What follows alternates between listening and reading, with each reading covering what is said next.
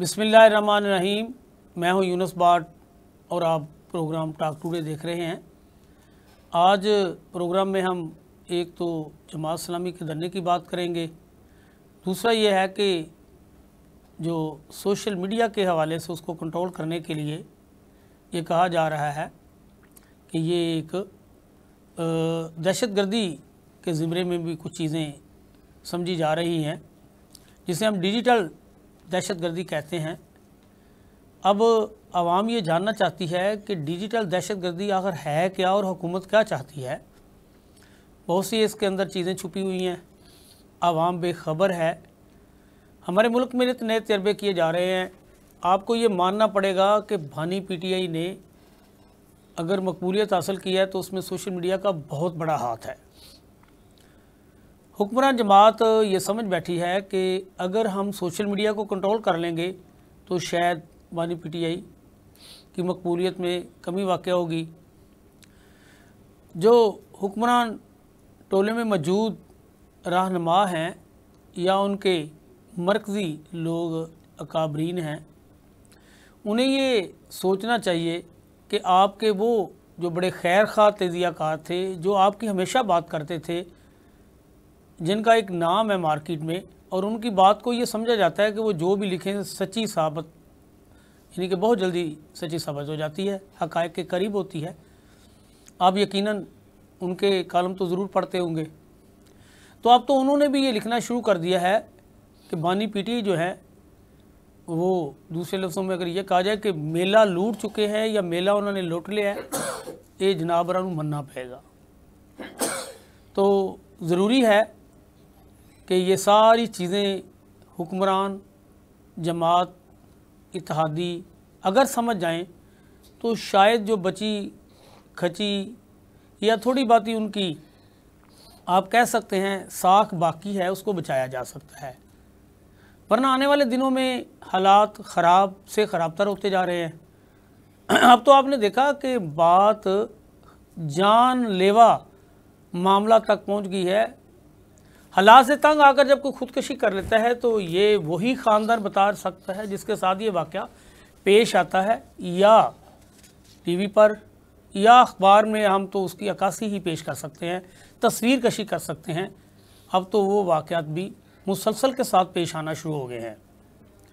हमें ज्वाइन किया है जुल्फ़िकार तार साहब, उनसे बात करेंगे।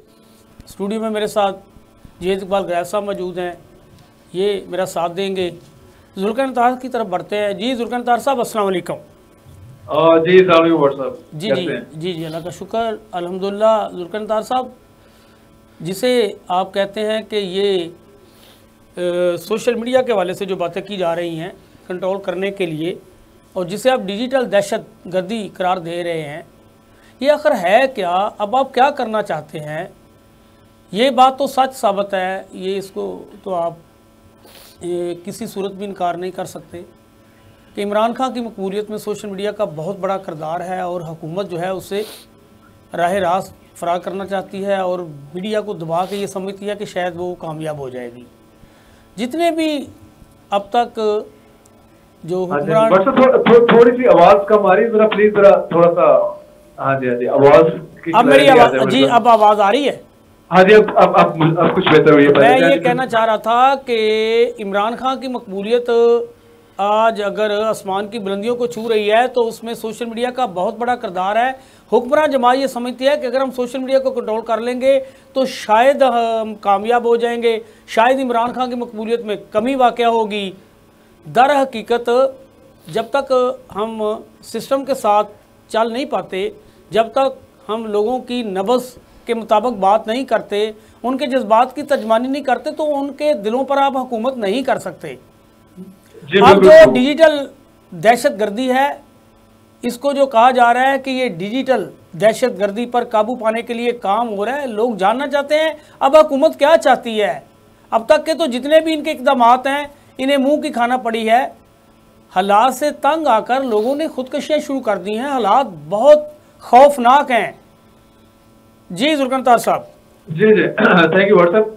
देखिए, ये सोशल मीडिया तो इनका बेसिक प्रॉब्लम है, और ना सिर्फ पीएमएल की गवर्नमेंट का, बल्कि इसको एस्टेब्लिशमेंट भी समझती है, एक बड़ा खतरा समझती है कि वहां से जितना क्रिटिसिज्म इन पर आता है वो किस तरह से उस क्रिटिसिज्म को रोकें, ना सिर्फ रोकें बल्कि पूरा पूरा एक काउंटर अटैक होना चाहिए। और ये पीएमएल नून की गवर्नमेंट तो बिल्कुल ऐसा ही लगता है कि चाहे वो सेंटर में हो या पंजाब में हो, इसका एक ही काम है कि सुबह उठते हैं और उसके यही देखें कि जनाब हम जो ट्रेंडिंग क्या चल रही है, ट्विटर पे क्या हो रहा है, इंस्टाग्राम पे, फेसबुक पे, तो इन चीजों कि हमारी वहां पे प्रोजेक्शन नहीं है। टिकटॉक लेडी कहलाती हैं आपके सामने Maryam Nawaz, and she is taking pride in it being called as TikToker girl. आपके सामने मैंने गर्ल कह दिया, शी मस्ट बी हैप्पी अगर ये टाइटल गर्ल वाला सुने वो। तो प्राइमरली प्रॉब्लम ये है कि दुनिया में आप कम ही देखते हैं कि सोशल मीडिया से कोई भी गवर्नमेंट ऑफ द टाइम इतनी ज्यादा खौफजदा हो। तो इनको ऑन ग्राउंड पे लोगों को सब करना चाहिए, अपना फोकस रखें, और कि जिस तरह ये पहले मतलब होता है, हमने देखा है कि जो पार्टी इन एक्चुअल सर्व कर रही है पब्लिक को, चाहे वो इलेक्ट्रिसिटी बिल से लेके जिसे कह लें कि दाल रोटी और आलू प्याज का रेट हो, तो जब तक आप इन चीजों के ऊपर तवज्जो नहीं देंगे, आप सोशल मीडिया को जितना मर्जी आप आ जाएं कि हम वहां पे अपने तोती हमारा बोलना शुरू कर दें, हम हजारों ट्रोल्स जो हैं उनको हायर कर लें, उनका यही काम हो कि आपके ओपोनेंट को टारगेट करते रहें। और उसके अलावा आपके सामने एक इश्तिहार भी आया हुआ है आजकल पंजाब गवर्नमेंट की तरफ से, social media expert and consultant और सभी कुछ के जी आ जाए और एक जैसे 5th जनरेशन वॉरफेयर लड़नी है। मेरा ख्याल है कि इस फोबिये से गवर्नमेंट को निकलना चाहिए और जो लोगों के असल प्रॉब्लम्स हैं उनकी तरफ पूरी तवज्जो देनी चाहिए, ना कि कॉस्मेटिक पे अपना सारा टाइम लगाएं। जी जुल्फिकार साहब, ये सारी चीज़ें जो आप बता रहे हैं, जो कह रहे हैं, असल में हम जो कहना चाह रहे थे कि इसकी थोड़ी सी चीज़ें बता दें कि डिजिटल दहशतगर्दी आखिर है क्या और हुकूमत जो है इस पर क्यों कंट्रोल करना चाहती है, मेरा सवाल ये था। हाँ जी, और बिल्कुल और देखिए जी मतलब आपने मुझसे क्वेश्चन लिया कि जी आपसे सवाल है। हाँ जी अब ये देखिए, गवर्नमेंट खाने के पैसे नहीं है लोगों के पास, गवर्नमेंट के पास इतने पैसे नहीं है कि जिसे कह लें कि कुछ बिलियन की सब्सिडी दे सके बेसिक चीजों के ऊपर, लेकिन गवर्नमेंट के पास 30 से 40 बिलियन बड़ा स्पेयर में पड़ा है कि जो फायरवॉल लगा रहा है इंटरनेट के ऊपर, कि जो हमारे ऊपर क्रिटिसिज्म आ रहा है उसको हम किस तरह से रोक सकें। आपके सामने है कि जो इस टाइम इंटरनेट सर्विसेज पाकिस्तान में या सोशल मीडिया सर्विसेज, ये सारी इस टाइम स्लो डाउन है क्योंकि एक्सपेरिमेंट में लगे हुए हैं फायरवॉल लगाने के, और भाई आप किन चक्रों में पड़ गए हैं। अच्छा जुल्फिकार साहब, माफ़ी चाहता हूँ, फायरवॉल आप तो समझते हैं, इंग्लिश अखबार में काम करते हैं, कई ऐसे बहुत से लोग होते हैं मेरी तरह जो मामलात को सही माप नहीं सकते या चीज़ों को समझ नहीं सकते, उनके नज़दीक पता नहीं फायरवॉल क्या होती है, किस बला का नाम है, क्या फायरवॉल बेसिकली ये जनाब ये सादा अल्फाज में बताएं। फिल्ट्रेशन प्लांट समझ लें कि फिल्टर होके चीजें आएंगी, यानी कि आप सादा अल्फाज में लोगों को बताएं कि फायरवॉल जो है इसमें जो भी कोई शख्स, आप मैं कोई भी हो, जब मोबाइल पे कॉल करेगा तो उसकी पूरी कॉल को सिस्टम जो है, जब वो कॉल उसके अंदर नंबर एडजस्ट करेंगे तो जो कुछ भी उसने किसी के साथ भी बोला होगा वो उसको सुन सकते हैं। जी देखिए, वो कॉल रिकॉर्डिंग सिस्टम और ये वाला चीज तो बहुत पहले से चल रही है, अब तो कोर्ट ने भी अलाउ कर दिया कि एजेंसी नहीं, जो मैं कहना चाह रहा था कि फायरवॉल का मतलब ये है कि जितने हमारे जो सोशल मीडिया पे बातचीत करते हैं, आपके यहाँ जितनी सोशल मीडिया एप्स हैं, जिसमें आप एक्स ले लें, अगर जो फॉर्मर ट्विटर था, आप देखें अभी हमने उसको पाबंदी लगाई हुई है, बाद में हम ये पाबंदी उठा लेंगे और ट्विटर के ऊपर जो भी है ऑब्जेक्शनेबल मटेरियल से मुराद होगा जो भी क्रिटिसिज्म शरीफ के ऊपर आएगा, जो भी क्रिटिसिज्म जरदारी के ऊपर आएगा या बाकी इंस्टीट्यूशंस के ऊपर आएगा, वो आप सारा ब्लॉक कर सकेंगे और वहां पे सिंपल 2+2 चीजें या इनकी प्रेस में चीजें होंगी, वही आपको उस पे मिलेगी। That is right. अब आपने यानी कि बताया है कि अगर कोई सोशल मीडिया से जो कुछ मर्जी कहे, लेकिन आप फायरवॉल के जरिए जिसको जहां से चाहें आप कट कर सकते हैं, उसको बंद कर सकते हैं, वो सिस्टम के अंदर जाके चीज़ें ऑन नहीं हो सकती। जी बेसिकली सिस्टम के अंदर जाके आप फिल्टर करेंगे चीजें। जी जी। अच्छा, मैं आप लाइन पे और आपका जो बेसिक थ्रेट है वो अवॉइड हो जाएगा इससे। जी, मैं आप लाइन पे रहिएगा, मैं गुरैश साहब से ज़रा इसके मतलब जानना चाहता हूँ। जी गुरैश साहब, आप भी इस पे अपना कोई जनाब ओपिनियन दें, बताएं क्या मौक़िफ़ है आपका कि ये इमरान खान ने तो सारा जनाब जितना भी मेला लूटा है, यही समझा जाता है कि सोशल मीडिया में कामयाब उसकी अब तक जब से वो जनाब अपने मुखालफिन के साथ लड़ाई में जनाब शामिल रहे हैं या लड़ाई चल रही है, तो सोशल मीडिया ने उसे उठाया है। इसमें तो हुकूमत क्यों, पर क्या इसलिए सोशल मीडिया को जनाब कदगने लगा रही है या कोई और वजह है? बिस्मिल्लाहिर्रहमानिर्रहीम। यूनुस भाट साहब, ये तो आप देखें कि इसमें तो कोई शक नहीं है कि सोशल मीडिया एक बहुत इम्पॉर्टेंट टूल है जो कि आपकी आवाज़, आपका दर्द, आपके दिल की बात दूसरों तक पहुंचाता है। ठीक है ना जी? जी। और इस पे आप जितनी मर्ज़ी पाबंदी लगाएं, फायरवॉल लगाएं, फायरवॉल से आप अपनी सब लोगों की को टेप करें या उनकी बातों को देखें और उनमें से अपनी मर्ज़ी की बातों को आप आगे लेके आएँ, इसका कोई फ़ायदा नहीं। आप देखें, आप असल ये ज़ुल्करनैन साहब ने बड़ी अच्छी बात की कि आप असल इश्यूज़ की तरफ नहीं देख रहे। ठीक है ना? अब असल इशू क्या है? असल इशू महंगाई है। असल इशू है कि एक आम आदमी को 2 टाइम का खाना मिले, उसके बच्चों को तालीम मिले, इलाज की सहूलत मिले, पीने का साफ़ पानी मिले, अफोर्डेबल एनर्जी मिले। ये सब चीज़ें जो हैं ना, ये हैं। अब महंगाई 2 किस्म की होती है। एक महंगाई आपने टैक्सेस लगाए, चलें जो लगा लिए ठीक है, लेकिन आपके पास गवर्नमेंट है, आपके पास असिस्टेंट कमिश्नर्स हैं, आपके पास बेशुमार स्टाफ है, आप उसकी मदद से जो आपने टैक्सेस लगाए उससे ज़्यादा महंगाई तो नहीं होनी चाहिए, लूट मार तो नहीं मुल्क में होनी चाहिए कि हर बंदा अपनी मर्ज़ी के रेट लगाए, अपनी मर्ज़ी के रेट से पैसे ले। हस्पताल में जाएँ, प्राइवेट अस्पतालों में, सरकारी अस्पतालों में तो जगह ही नहीं है। एक एमरजेंसी में एक बेड पे 3 मरीज़ आपने लटाए हुए हैं और इम्प्लीमेंट वहाँ नहीं है, इंस्ट्रूमेंट वहाँ नहीं है, डॉक्टर वहाँ शॉर्टेज है, नर्सिस की वहाँ शॉर्टेज है। और आप देखें कि 13 करोड़ का ये सूबा है और उसमें लाहौर की आबादी देखें और वहाँ 6-7 हॉस्पिटल है जिस पे सारा दबाव है। तो आप उस लोगों को प्राइवेट हॉस्पिटल में जाना पड़ता है जहाँ लूट मार का एक नया बाज़ार गर्म है, वो जनाब अपनी मर्ज़ी के रेट लेते हैं। तो गवर्नमेंट को इन चीज़ों की तरफ तवज्जो देनी चाहिए। ये असल इशू हैं। इससे आप आवाम की तवज्जो, आप आवाम की मोहब्बत और आवाम आपकी कशिश में वो खड़ी हो सकती है। लेकिन अगर आप ये कहें कि मैं लोगों की आवाज़ बंद कर दूं, इसलिए मुझे बड़ा मैं रोल अदा करूंगी, किसी की आवाज़ उधर तक ना पहुंच सके और वो लोग उनकी बात ना सुन सके, तो ये आज के दौर में ये मुमकिन नहीं है, क्योंकि इस वक्त ये मतलब बहुत लेटेस्ट टाइम है और इस वक्त जो है टेक्नोलॉजी इतनी एडवांस चली गई है कि आप जितना मर्जी सोशल मीडिया पे पाबंदी लगाएं, किसी का जो भी बयान है, किसी का जो भी मैसेज है वो दूसरे तक ज़रूर पहुंचेगा और उसके ऊपर वो अपना रद्द अमल ज़रूर देगा।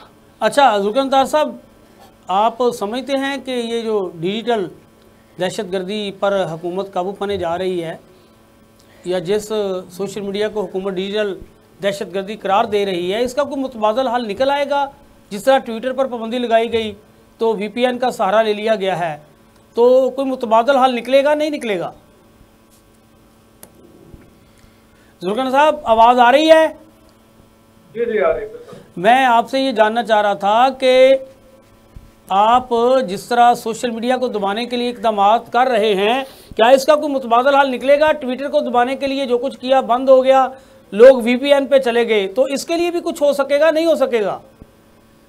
बिल्कुल बिल्कुल, बहुत ही पर्टिनेंट क्वेश्चन है आपका कि अगर ये कल को उसको फायरवॉल लगा देंगे, फायरवॉल के बाद कोई और उसका तोड़ निकल आया, इनका ख्याल तो यही है कि कोई और तोड़ नहीं निकलेगा। जिस तरह VPN लग गया एक्स पे, तो मरियम नवाज भी VPN लगा के ट्वीट कर रही हैं, शहबाज शरीफ भी VPN लगा के ट्वीट कर रही है और नवाज शरीफ भी लगा के कर रहे हैं, तो हम लोग भी यही कर रहे हैं। तो वो खुद इलीगल जो तरीका है उसको प्रमोट ये खुद करते हैं और उसके बाद लॉ एंड कॉन्स्टिट्यूशन की बात करते हैं। तो कमाल ही कॉन्ट्राडिक्शन है कोलो फेल के उसमें। अच्छा, हमें कोई अंदर की बात बताएं, नून लीग के साथ आपके जो है वो बताने लगा खबरों के हवाले से बड़े तलकात हैं, चीज़ें आप अंदर की ले आते हैं। हुकूमत क्या डामाडोल है या इन्हें कोई फिक्र नहीं है? कभी बयान आते हैं कि ये इलेक्शन जो है वो हो जाएगा, बिल्कुल हम इलेक्शन की तैयारी करनी चाहिए, कभी कोई नई बात आ जाती है। आप समझते हैं कि हुकूमत दुरुस्त सिमत में चल रही है, अभी इससे कोई खतरा नहीं है? देखिए हुकूमत तो बैसाखियों पे चल रही है डे 1 से। अब इनको प्रॉब्लम ये आया हुआ है कि अक्टूबर के मिड में काजी फैज ईसा साहब ने रिटायर होना है, तो ये काजी फैज ईसा साहब को अपनी लाइफ लाइन समझते हैं और इनका ख्याल है कि अगर हम उनको किसी तरह से रिटेन कर सकें एक्सटेंशन की फॉर्म में, जाहिर है एक्सटेंशन चाहे वो साल की हो या 3 साल की हो, कानून में 2/3 अक्सरियत तो इनके पास नहीं है, कोई किसी किस्म का ऑर्डिनेंस ले आए या यही सिंपल मेजॉरिटी जो इनकी पार्लियामेंट में है उसको बेस करते हुए कोई ऐसी लेजिस्लेशन कर दें कि राह हमवार हो जाए चीफ जस्टिस ऑफ पाकिस्तान की to stay there for another 1 year और 3 इयर्स। तो इनका ख्याल है कि इनकी गवर्नमेंट सेफ रहेगी, फिर कहीं नहीं जा रही। लेकिन ये इतना आसान नहीं होगा क्योंकि काजी फैज ईसा साहब के हवाले से अगर हमने मखसूस नशिस्तों के ऊपर जो वर्डिक्ट देखा 13 मेंबर बेंच का, उससे हमें जो सुप्रीम कोर्ट के बाकी जजेस का मूड लगता है वो बड़ा एग्रेसिव लगता है कि वो नहीं चाह रहे, कि वो कहते हैं कि जी कि अगर आपने काजी फैज ईसा साहब को अगर आपने एक्सटेंशन दे दी तो बाकी 2 से 3 और जजेस का जिन्होंने चीफ जस्टिस बनना है तो हक मारा जाएगा। तो मुझे लगता नहीं है कि गवर्नमेंट इन सब चीजों पे सोच रही है कि हम किस तरह की कोई लेजिस्लेशन ले आए, लेकिन अगर ले आएंगे तो मेरा ख्याल है कि सुप्रीम कोर्ट उसे उड़ा देगी। आल्दो अच्छा जुल्कर साहब, होंगे बाय दैट टाइम, एडहॉक जजेस के करेंगे। हवाले से आप क्या समझते हैं कि कहा जा रहा है कि 27 तक तादाद जाएगी, अब मेरे ख्याल 17 है, 2 ने और हल्फ ले लिया है, तो अब लोगों को एडहॉक जजेस से खैर क्या आप सिर्फ ये बताएं कि काजी साहब को एक्सटेंशन मिल पाएगी या हुकूमत इसमें कामयाब नहीं होगी? देखिए अभी 2 एडहॉक जजेस लगाने में तो कामयाब हो गए हैं ये, और इनिशियली इनका 4 जजेस का प्रोग्राम है और जिस तरह अभी आपने बताया कि और आगे इनकी तादाद बढ़ाने का प्रोग्राम तो इनका बिल्कुल है एब्सोल्युटली। लेकिन फिर वही बात है कि अगर मखसूस नशिस्तों के ऊपर गवर्नमेंट रिव्यू में गई है, पीपल्स पार्टी रिव्यू में गई है, तो उसकी 13 मेंबर बेंच ही सुनेगा, तो उसमें तो इनको रिलीफ नहीं मिलने वाला पता है कि अनलेस के कोई मुआवजा हो जाए या मुआवजा करने वाले जो हैं उनकी तरफ से कोई आ जाए इशारा कि भाई ठीक है कुछ ना कुछ हो जाएगा। नहीं, वो तो बहुत मुश्किल है, वो तो सबको पता है कि कोई भी अब वो फैसला उसी बेंच ने सुनना है, वो तो मुमकिन नहीं है। उसमें जजेस की तादाद बढ़ सकती है, कम नहीं हो सकती, वो तो अब देखेंगे नहीं, यानी हाँ कहा नहीं जा सकता। और ये देखें अगर ये बाकी जजेस जो एडहॉक लगाए जाएंगे उसके बाद जो मजीद बेंचेस बनने हैं डिफरेंट केसेस के ऊपर, तो उनका यही ख्याल है कि जो हमारी पार्टी वाले लोग हैं या जजेस हैं उनकी तादाद बढ़ जाएगी और हम चीजें आसानी से मैनेज कर लिया करेंगे बाय दैट स्टेप। तो बड़ी इंटरेस्टिंग सिचुएशन बनने जा रही है। तो मुझे तो लड़ाई बढ़ती नजर आएगी क्योंकि 2 से 4 जजेस तक का तो मामला एडहॉक, उस पर तो ठीक है शायद बाकी जजेस भी एग्री कर लें। अगर ये तादाद उससे ज्यादा बढ़ाने की कोशिश करेंगे तो बाकी जो सीनियर लोग हैं वो रेजिस्ट करेंगे इसको। अच्छा, काजी साहब ने धमकी दी है कि हुकूमत हमारे मुतालबात मान ले वरना मैं पूरे मुल्क में ये ऐलान कर दूंगा कि कोई भी बिजली का बिल जमा ना करवाए। तो इसे आप कैसे देख रहे हैं कि क्या हुकूमत के पास कोई लोगों को रिलीफ देने के लिए हाफिज साहब ने ये ऐलान किया है, जमात इस्लामी के अमीर ने, कि अगर हुकूमत ने हमारे मुतालबात ना माने, लोगों को रिलीफ ना दिया तो मैं ऐलान करूंगा। अभी उन्होंने धमकी दी है कि पूरे मुल्क में ये कहूँगा कि कोई भी बिजली का बिल जमा ना करवाए। आपको याद होगा इमरान खान ने भी ये धमकी दी थी। तो अब इमरान खान ने भी उनके एहतजाज को बड़ा सराहा है। तो आप क्या समझते हैं कि हुकूमत रिलीफ देने की पोजीशन में है, लोगों को रिलीफ दिया जा सकता है? हुकूमत के पास जो इन्होंने IMF से मुज़ाकरात किए हैं, क्या उससे कोई जनाब ये कर सकते हैं? इनके पास इतनी जुर्रत है, ताकत है? जी बड़ा ही पर्टिनेंट क्वेश्चन वंस अगेन। देखिए इशू क्या है, इशू ये है कि गवर्नमेंट उस वक्त तक किसी की बात नहीं सुनती जब तक रोड ब्लॉक ना हो, कोई धरना चले, कोई डी चौक या कोई और बड़ा चौक, जिस तरह पे TLP ने बंद किया हुआ था फैजाबाद, और बाहर गवर्नमेंट आई और उससे एग्रीमेंट करके गवर्नमेंट ने अपनी जान छुड़ाई। मसला ये है कि जमात इस्लामी के धरने को गवर्नमेंट सीरियस ले ही नहीं रही अभी तक। वो कहते हैं एक साइड पे बैठे हैं, बैठे रहने दें, हमारा क्या जाता है। जाहिर है जो इन्होंने अपने अलल्ले तलल्ले तो छोड़ने नहीं है, अपने एक्सपेंसेस कट नहीं करने। जो इनके पास बाबू बैठे हैं उन्होंने अपनी अच्छी कंटिन्यू रखी है, तो ये सब चीजें कंटिन्यू रखेंगे तो वो आपको रिलीफ कैसे देंगे या देने की पोजीशन में कैसे आएंगे? This is impossible. तो दूसरी तरफ जमात तक एक्सपेक्टेशन करने में कामयाब नहीं होती जिससे गवर्नमेंट जिसे कहते हैं ना अनफ हो, तो तब तक तो गवर्नमेंट तो ये अनाउंस लेकिन ये है अनाउंसमेंट कर दीजिए पब्लिक बिल आपका बिजली कट जाएगी, मैं बिल नहीं दूंगा, कट जाएगी। तो ये कोई मेरा ख्याल है कि इतना कोई दबंग ऐलान नहीं है। ये धरना ही होता है इसका हल, तभी तो गवर्नमेंट धरनों से ही घबराती है। बहुत शुक्रिया, बहुत शुक्रिया आपने बताया कि जी आपने बताया कि धरना तो दिया जा सकता है। गुरैज साहब, कभी स्टूडेंट दौर में हम क्या कहा करते थे कि अब वो धरने पे धरना आ गया है, उस वक़्त कुछ ऐलान और कुछ और को आ करता था कि रगड़े पे रगड़ा। यानी कि जब हम देखते थे ना कि अपने नौजवानों में, अपने तलबा में ताकत डालनी है, तो वो नारा लगाते थे रगड़े पे रगड़ा। वो जो लोग बड़े खामोश हो जाते थे, कुछ देर ताकत उनकी आप समझते थे कि भाई अब कम हो रही है, तो फिर एक नौजवान ने निकला भाई रगड़े पे रगड़ा। अब धरने पे धरना, ये अब काजी साहब का धरना आप फिर जिस तरह बता रहे हैं हाफिज साहब का, तो अब आप क्या समझते हैं कि हुकूमत देख रही है कि इनमें जो बैठने का कितना दमखम है, कितना टाइम निकाल सकते हैं? क्या ये इमरान खान की तरह कोई लंबा धरना ले जाएंगे या उठ जाएंगे? अपना यूनुस साहब, मैं वैसे सवाल तो मुझे ये जमात इस्लामी के बंदों से करना चाहिए, लेकिन आपका क्या तजर्बा है? हाँ, मैं थोड़ा सा इसकी बैकग्राउंड में जाना चाहता हूँ। जी ठीक है ना जी। देखें, आप ज़रा जमात इस्लामी का रोल देखें। मैं ये नहीं कि क्रिटिसाइज़ कर रहा हूँ, आप जमात इस्लामी का रोल देखें कि इस मुल्क में जमहूरियत को दफन किया जा रहा था तो जमात इस्लामी के लोग नहीं बोले जी। ठीक है ना। मुल्क में सैकड़ों बेगुनाह ख़वातीन मर्दों को जेलों में बंद किया और इतना अरसा हुआ, 1.5 साल से वो जेलों में बंद हैं। जुल्म और सितम हुआ, लोगों के घरों से बच्चियों को उठाया गया, औरतों को उठाया गया, बंदों को उठाया गया, बच्चों को पे जुल्म किया गया। ये जमात इस्लामी नहीं बोली है जी। अच्छा, ये जमात इस्लामी अब मुल्क में आप देखें कि मुल्क में मसाइल कैसे हल हो सकते हैं, हमें तो ये देखना है ना। मुल्क में मसाइल इस तरह हल हो सकते हैं कि वहाँ पे कोई सियासी इस्तेहकाम हो, कोई जमहूरियत हो, और सियासी तौर पे वहाँ पे जब मजबूती होगी तो मसलों के हल भी होंगे।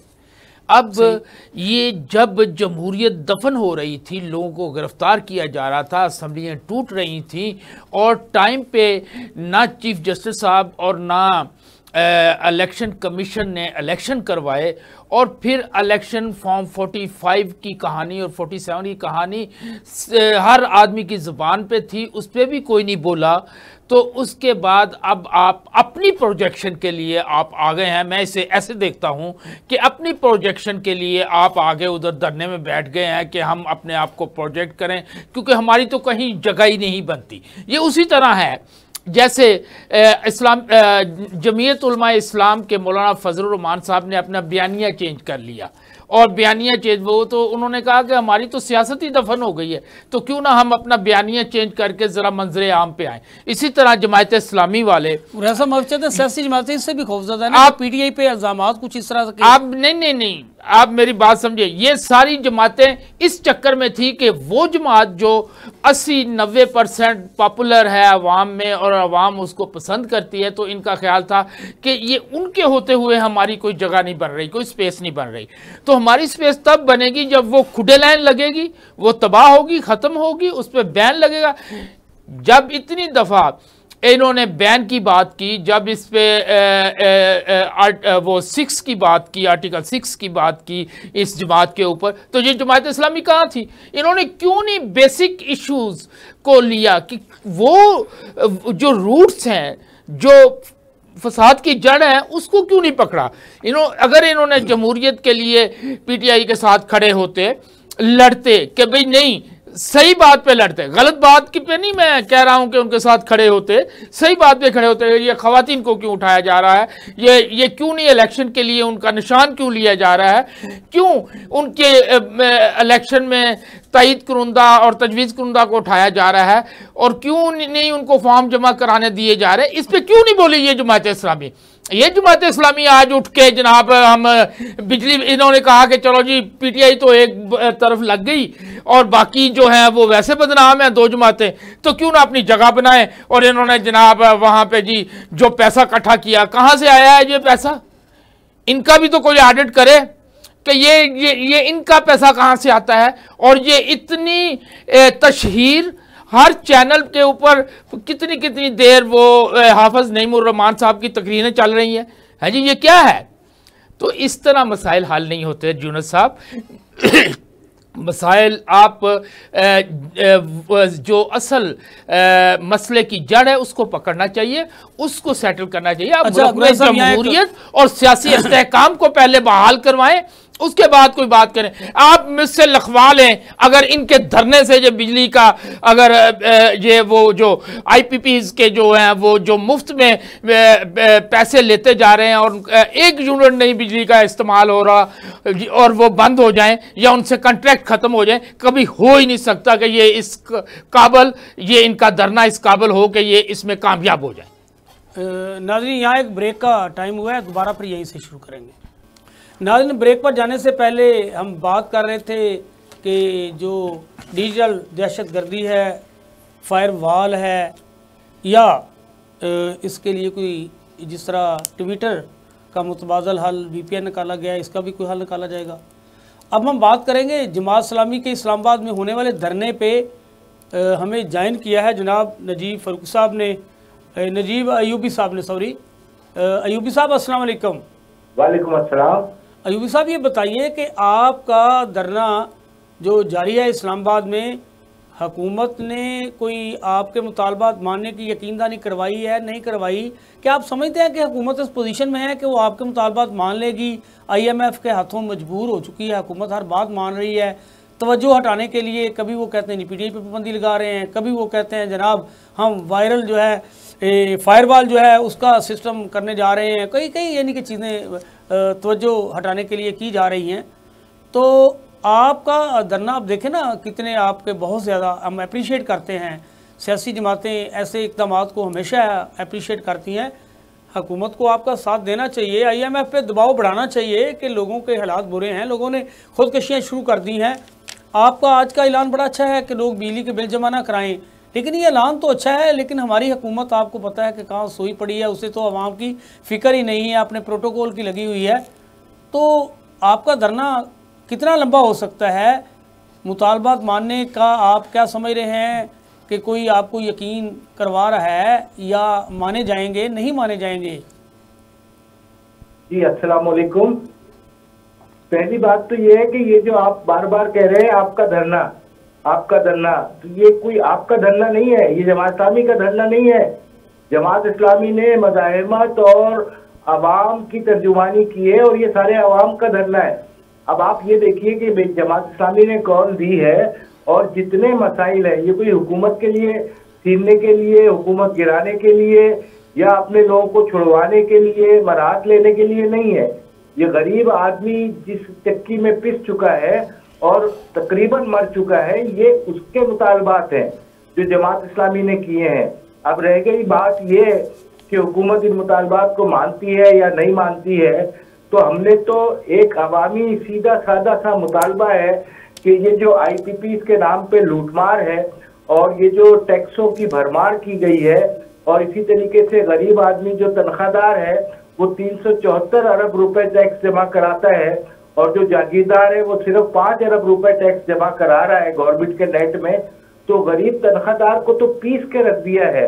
इसी तरीके से बिजली के बिलों के अंदर ये जो अयूबी साहब माफ़ी चाहते हैं, ये अयूबी साहब माफ़ी चाहते हैं, ये चीज़ें बिल्कुल आप ठीक कह रहे हैं। हम आपके जज्बात की जो है वो कदर करते हैं, बड़े काबिल इस्ताइश जज्बात हैं आपकी जमात के, आपके साथ अटैच लोगों के। लेकिन मैं जो जानना चाह रहा हूँ, हमारे नाज़रीन ये जानना चाह रहे हैं, ये कब तक आप वहाँ बैठ सकते हैं, आपके साथ लोग बैठ सकते हैं, या क्या आप समझते हैं कि हुकूमत आपके मुतालबात मानने के लिए कोई इस पोजीशन में है, या किसी ने यकीन दहानी करवाई है? मैं ये जानना चाह रहा था। देखिए, यकीन दहानी करवाना या हुकूमत का मुतालबा, ये हमारे कोर्ट के गेम नहीं है, ये हुकूमत के कोर्ट के हैं। कि हुकूमत जिसने ये कहा कि हम 300 यूनिट फ्री करवा देंगे, हम इंतखाबी मंशूर का हिस्सा था, ऐलान था बिलावल का भी कि हम 200 करवा देंगे, तो ये इसके बाद एकदम से मुकर जाना और 1994 से जो IPPs को इन्वॉल्व किया है कि हमारे पास ट्रांसमिशन कैपेसिटी है नहीं, और इतने जालिमाना माहिदे किए हैं, और ये इसकी पेमेंट डॉलरों में हो रही है। अब आप अंदाजा कीजिए कि जो बिजली का 1 यूनिट भी कुछ कंपनियां प्रोड्यूस नहीं कर रही है, इंडिपेंडेंट पावर प्रोड्यूसर, और उसके बावजूद 10 अरब और 20 अरब रुपए की इनको पेमेंटें की जा रही हैं, तो सारा बोझ गरीब पे पड़ गया है। अच्छा यूबी साहब माफी चाहता हूँ, मैं आपकी माफी चाहता हूँ, का मसला नहीं है। अच्छा माफी चाहता हूँ, मैं आपकी बात दोबारा काट रहा हूँ, मैं दोबारा आपके लिए जो है वो फिर एक दफ़ा माज़रत चाहता हूँ कि आप करते करते बात मैंने रोका है। IPPs के हवाले से आपने देखा होगा कि हुकूमत ने उस पर अपनी वजाहत जारी कर दी है कि वो उनके मुआहदे ख़त्म नहीं कर सकते। तो आपका मुतालबा भी जायज़ है, हमारा सबका ये मुतालबा है कि ये बिल्कुल आवाम पर बहुत बड़ा बोझ है और ये मुआहदे ख़त्म होने चाहिए। वो तो अब उन्होंने जिस तरह कहा है, क्या मुआहदे ख़त्म होने तक आप वहाँ मौजूद रहेंगे, या कौन सी ऐसी चीज़ें हैं जो जी 5वां रोज धरने को हो गया है, जोशो खरोश अल्हम्दुलिल्लाह रोज बरोज बढ़ता जा रहा है। और अब तो ये पाकिस्तान के जो दारुल हुकूमत है मुख्तलिफ, उनमें अब जैसे कल कराची में होगा, दूसरे दारुल हुकूमतों के शहरों में होगा, तो हम तो इस दायरे कार को वसी कर रहे हैं। हमने तो अमली इकदाम चाहिए, और इसमें से वो हम समझते हैं कि बेशुमार मामलात ऐसे हैं कि हुकूमत चाहे तो अपने अखराजात कम करे, शाहाना अखराजात कम करे और गरीब को रिलीफ दे। स्टेशनरी के ऊपर जो टैक्स लगा दिया है तालीम के नाम पे, अब जो स्कूल की किताबें होंगी, कॉपियां होंगी, ये गरीब किधर जाएगा? ये सुई गैस का बिल दे, बिजली का बिल दे, बच्चों को पढ़ाए या घर का किराया दे। खुदकुशियां कर रहे हैं लोग। हुकूमत अपनी मराहत को कम करे। हमने तजावीज भी दी है, हमने सिर्फ मुतालबात पेश नहीं किए। हमने कहा कि IPPs का अक्सर नो जायजा ले, जहां जहां माहिदों के खत्म होने के इम्कानात है वहाँ खत्म, जो यूनिट नहीं प्रोड्यूस कर रहे हैं उनको खत्म किया जाए, जिनकी प्रोडक्शन का मेयार ये है कि वो गन्ने के फूक के ऊपर बिजली पैदा कर रहे हों और फंडे साइल ले रहे हों। तो ये धोखाधड़ी है। जो माहिदे किए गए हैं वो धोखाधड़ी की बुनियाद पे किए गए हैं, लिहाजा इन तमाम इदारों का फॉरेंसिक ऑडिट होना चाहिए। अच्छा, इसमें तो इसमें IPP के इलेक्ट्रिक है, अयूबी साहब को लाइसेंस बार बार जारी किया जा रहा है। अयूबी साहब माफी चाहता हूँ, बिजली प्रोड्यूस हो रही है कराची में। जी अयूबी साहब, इसमें तो हुकूमत का आपको बिल्कुल साथ खड़े होना चाहिए, और उन्हें खुद भी आप देखें कि TLP ने वहाँ जाके जब एहतजाज किया तो पुलिस वाले खुद साथ खड़े होकर सेल्फियां बना रहे थे, और वो कह रहे थे हमें भी ये काम करना चाहिए जो काम आप कर रहे हैं। तो जो मसाइल आपने उजागर किए हैं, हुकूमत को तो आपका साथ देते हुए IMF पर दबाव बढ़ाना चाहिए कि हमारे लिए बड़ा मसला है। आप रोज़ बिजली के जो है यूनिट की कीमत बढ़ाने के लिए हम पर जोर डालते हैं, आपने शराइत मनवा रखी हैं, हमारी आवाम हमारे खिलाफ खड़ी हुई है। हुकूमत को तो साथ आके मिल जाना चाहिए, लेकिन ये हुकूमत ही नाहल है। अब हुकूमत जो है वो खुद भी जनाब जिस चोर दरवाजे से आई है, आपको भी पता है, अवाम को भी पता है, अवाम तो इस हुकूमत को मानने के लिए तैयार ही नहीं है। तो फिर ये बेहतर नहीं है ऐसी हुकूमत के खात्मे के लिए जो है वो इक़दाम किए जाएँ, इनके घर जाने के लिए इक़दाम किए जाएँ। एक मज़ाहमत की तहरीक शुरू हो चुकी है, बुनियादी मुतालबात है, ये अगर हुकूमत मान लेती है, अवाम को रिलैक्स मिल जाता है तो ये एक बहुत बड़ी कामयाबी होगी। और ये पहला स्टेज है, इस पहले स्टेज में हमने अपने मुतालबात पेश कर दिए हैं।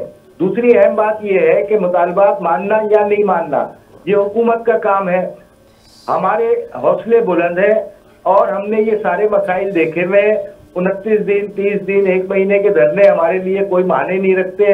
आप इससे पहले भी देख चुके हैं कि गवादर का धरना 40 दिन का था, कराची के अंदर सूबाई हुकूमत के इख्तियारात लेने वाली बात, वो 29 दिन का धरना आप साहब ने दिया। तो जिस मुल्क में मसाइल ही धरने से हल हो रहे हो, तो आप बताइए कि जमहूरियत ये कैसी जमहूरियत है कि आप वादा करें इलेक्शन के अंदर और उससे मुकर जाएं। आप IMF का झूठा नाम लेते हैं और अपने मराहत के लिए आप बिल मंजूर करवाते हैं। असेंबली के जितने इजलास होते हैं उसमें अपनी तनख्वाहों के बिल मंजूर करवाते हैं। इस वक्त अलमिया ये है कि एक गरीब आदमी पे टैक्सों की इतनी बहुतात कर दी है कि अब एक आदमी इंक्रीमेंट रुकने की दुआएं कर रहा है कि मेरा इंक्रीमेंट ना लगे, इसलिए कि इंक्रीमेंट लग गया तो स्लैब के हाथों टैक्स बढ़ जाएगा। इसी तरीके से बिजली के बिल के अंदर 200 यूनिट वाला अगर 201 यूनिट हो जाता है तो उसका बिल 2000 से 8000 पे जंप कर जाता है। तो आप मुझे बताइए, ये काम तो हुकूमत के करने के आप बिल्कुल ठीक कह रहे हैं। आपके थोड़ी करेगा। IMF आपको कह रहा है कि गरीब पे टैक्स नहीं लगाओ, जागीरदार पे टैक्स लगाओ, अफसरान पे टैक्स लगाओ, आप गरीब के ऊपर सारा बोझ डाल रहे हैं। तो ये तो एक ऑर्डर के जरिए चीजें खत्म हो सकती है भाई जी। अयूबी साहब, आप अपने बिल बढ़ा लेते हैं, तनख्वाहों में इजाफा कर लेते हैं, मराहत में इजाफा कर लेते हैं, तो एक ऑर्डर के नतीजे में आप ये 14 किस्म के मुख्तलिफ टैक्स भी खत्म कर सकते हैं। अयूबी साहब, आपके इसका काला धंधा जो शुरू हुआ है पाकिस्तान के अंदर, दुनिया में कहीं इसकी मिसाल नहीं मिलती। जी बहुत शुक्रिया, बहुत शुक्रिया अयूबी साहब। हम आपके जज्बात की कदर करते हैं कि आपने अवाम का वो मसला जो एक यानी कि बड़ा उनके लिए दिन ब दिन एक डरावना ख्वाब बना हुआ है कि ये कैसे हल होगा, उनकी आवाज़ उठाई। लेकिन क्या करें, जिस हुकूमत से हम तवक्कुआत बांध रहे हैं, इस हुकूमत के बस की बात ही नहीं। आवाम भी अब बाखबर हो चुकी है। मैं हमेशा कहता हूँ कि पाकिस्तान की आवाम जो है वो उसको बेवकूफ़ नहीं बनाया जा सकता। पाकिस्तान की आवाम बहुत समझदार है, हर बात को समझती है।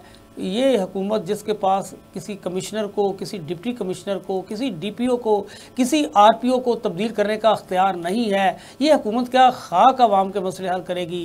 आपको अगर मैं क्या बताऊं कि ये वो हुकूमत है कि जो DIG, IG, CCPO या जितने भी RPOs या DPOs हैं, इनके पास अपने एक गनमैन को तब्दील करने का अख्तियार नहीं है।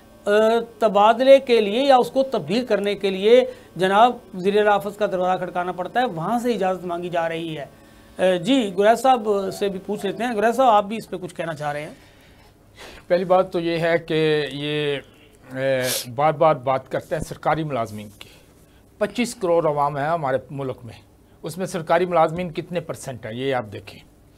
दूसरा 40% लोग जो हैं वो गुर्बत की लकीर के नीचे जा रहे हैं, ठीक है ना। आप ये क्यों नहीं बात करते? आप बार बार सरकारी मुलाजमिन की बात करके उनसे अपनी सपोर्ट लेना चाह रहे हैं। आप सरकारी मुलाजमन की बजाय आप ये बात करें कि हर पाकिस्तानी जो कि पाकिस्तान में रह रहा है और ज़िंदगी मुश्किल से गुजार रहा है, हम उसकी बात करते हैं। एक बात तो ये है। दूसरी बात, आप किन से मुतालबा कर रहे हैं? उन लोगों से जो फॉर्म 47 की पैदावार है, यानी जिसका रिजल्ट ही कोई तस्लीम करने के लिए तैयार नहीं। इंटरनेशनल अदारे उसके ऊपर कह रहे हैं कि ये इलेक्शन सही नहीं हुए, ठीक है।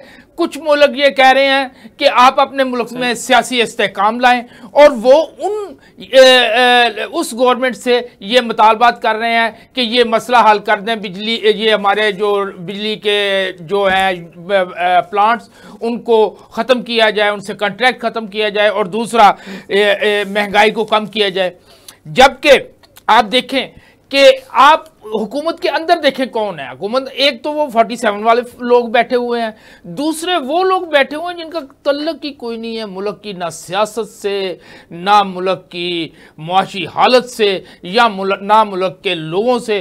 वो लोग बैठे हुए हैं, आप उनसे मुतालबा कर रहे हैं। इसका मतलब है आपने इस नाजायज़ हुकूमत को तस्लीम किया है जी, और उसके साथ मुतालबा कर रहे हैं। अब ये मुतालबा क्यों नहीं कर रहे कि इस मुल्क को जिसने तबाही के दहाने पे पहुंचाया है जी, वो हुकूमत छोड़े, जिसने ज़बरदस्ती धोखे से इस मुल्क का मैंडेट चोरी किया है वो यहाँ से फारग हो। आप इस चीज़ का क्यों नहीं मुतालबा कर रहे? आप अपनी प्रोजेक्शन के लिए सिर्फ आप ये मुतालबा कर रहे हैं जी ये महंगाई हो गई, महंगाई हो गई। भाई महंगाई की जो बेसिक नीड्स हैं, आप बेसिक रीजंस हैं, आप उनको पकड़ें। आप कहेंगे इस मुल्क की हुकूमत नहीं है, आपको कोई हक नहीं। अगर आप इस मुल्क के नुमाइंदा हुकूमत होती तो आप कभी इतनी महंगाई को इनकरेज ना करते हो, इस मुल्क में इतनी महंगाई ना होती। जी, जिस तरह आपने बताया, आप तो जो है वो बात से मुतफिक हैं, ये नहीं हम कह सकते। ठीक है, उनका एक अपना मौक़िफ़ है, गुरैश साहब आपका एक अपना मौक़िफ़ है।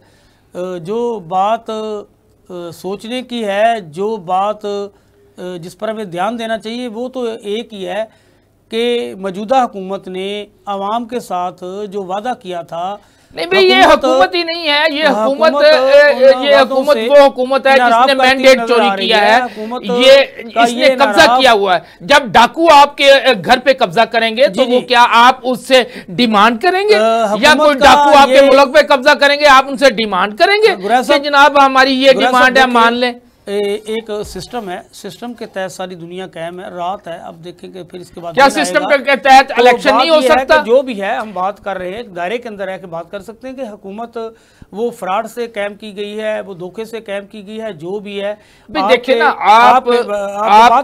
आपकी बात ठीक है, तो यानी कि वज़ीर आज़म मुल्क के जो है उसका नाम जब भी लिया जाएगा तो वो मियां शहबाज शरीफ ही हैं। वो कैसे बने, वो चीज़ें एक अलहदा हम बात करते हैं कि देखिए हुकूमत ने अवाम से जो वादा किया था वो ये किया था कि हम आपको रिलीफ देंगे, जो कि वो उससे इनराफ करते हुए नजर आ रहे हैं। अब यही अवाम मुतालबा कर रही है कि इस हुकूमत का एहतसाब होना चाहिए। इस हुकूमत के जो 2 नंबर तरीके से इक़्तिदार में आने के खराबियाँ हैं, उनको जनाब उस पर पर्दे नहीं डालने चाहिए। हुकूमत का फॉर्म 47 जो है वो भी ओपन होना चाहिए। जो जनाब सुप्रीम कोर्ट का फ़ैसला है उसके मुताबिक जो PTI की मखसूस सीटें हैं वो उन्हें मिलनी चाहिए। इलेक्शन कमीशन को इसके लिए बहाने तलाश नहीं करने चाहिए। और जो बेगुनाह लोग 1 साल से ज़ायद वक्त से जेलों में बंद हैं और उन पर कोई किसी किस्म के जो यानी कि ऐसी शहादतें नहीं पेश कर सके अदालतों में, और वो जो बेगुनाह हो गए हैं, तो बाकी लोग जो बेगुनाह हैं उनकी भी रिहाई का बंदोबस्त होना चाहिए। हम अदलिया से भी मुतालबा करेंगे कि जिन लोगों के केसेस सुने नहीं जा रहे उनके केस सुने जाने चाहिए। हम ये भी मुतालबा करेंगे कि अगर PTI ये कह रही है कि इसके लिए जुडिशल कमीशन बनाया जाए तो जुडिशल कमीशन बनना चाहिए। लेकिन PTI के इस मुतालबे के साथ साथ हम ये भी कहेंगे कि जो लोग सानिया नौमी के ज़िम्मेदारान हैं उन्हें सज़ाएँ भी ज़रूर मिलनी चाहिए, चाहे वो किसी भी जमात से हो। ये सारी ऑप्शन देखने चाहिए। PTI के इस मुतालबे को रद्द नहीं किया जाना चाहिए। अवाम के लिए हुकूमत ने जो वादे कर रखे हैं, अवाम के साथ किए गए वादों की हुकूमत को तकमील करनी चाहिए। नाज़रीन, इसके साथ ही हमारे आज के प्रोग्राम का वक्त ख़त्म हो गया है। अपने मेज़बान यूनुस भाट और जवेद इकबाल गयास साहब को इजाज़त दीजिए। अल्लाह ने के बाद।